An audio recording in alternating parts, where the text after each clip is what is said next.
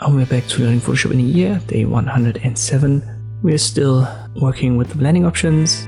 Let me create another text example. I want to talk about the Satin effect. I don't know if it's pronounced like that in English. In German we would say the Satin effect.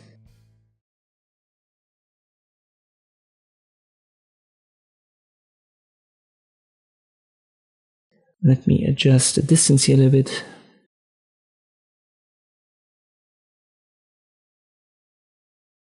That should be enough.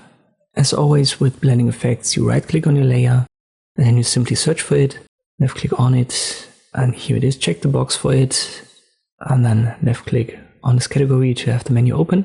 In this case, I would advise you to actually keep the multiply blending mode and not set it to normal. You can adjust the color right here and then play around with the opacity.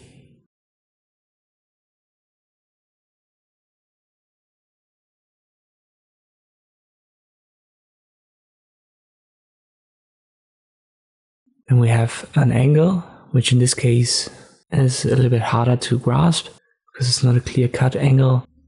Important is that you adjust the size and the distance according to the size of your element, in our case the text.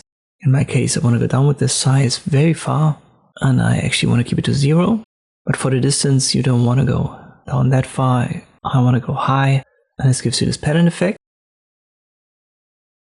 When it comes to the contour, it doesn't have much of an impact anymore, but by default it should be set to linear, so make sure it's set to linear for you as well.